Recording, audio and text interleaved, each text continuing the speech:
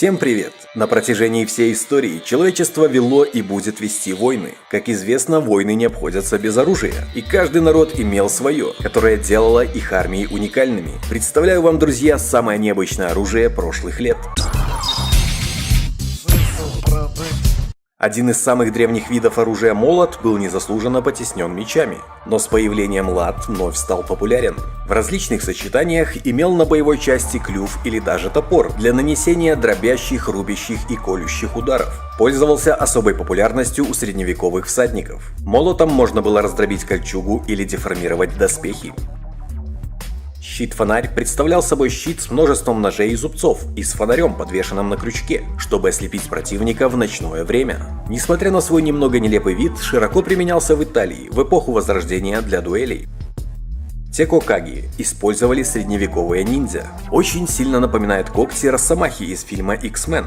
Подобное оружие использовалось сотни лет и применялось в боях против вооруженных мечами противников. Мастер этого оружия был способен удачно защищаться против меча или сабли и даже нападать. При определенном умении меч можно было относительно легко вырвать из руки противника. Калтроп – предок противопехотных ежей.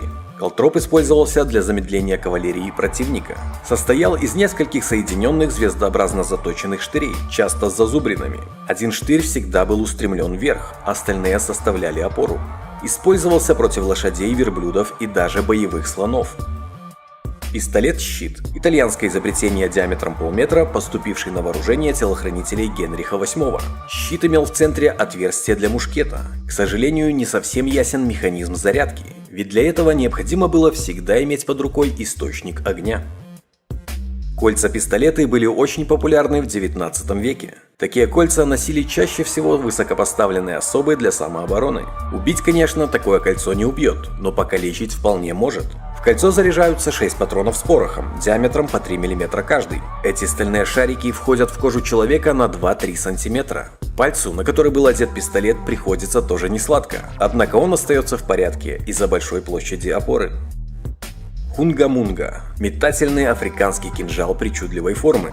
Несколько лезвий обеспечивали оружию плавный полет и поражали цель в пределах 10 метров. Принцип действия хунга-мунга схож с действием бумеранга, однако, к счастью для владельца, кинжал не возвращался.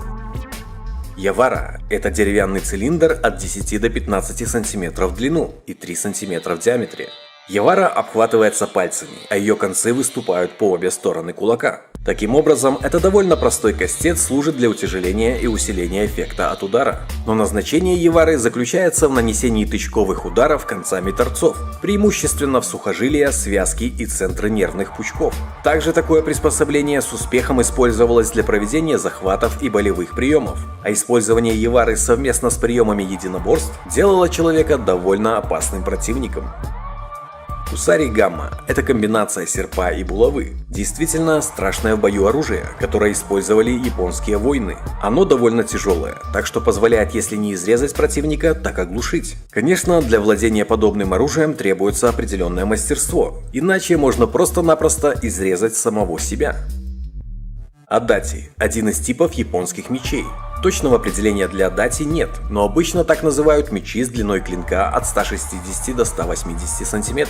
Трудно представить, как такое длинное холодное оружие может использоваться человеком в бою. Однако древние японские текста свидетельствуют о том, что эти мечи использовались в качестве оружия пехотинцев.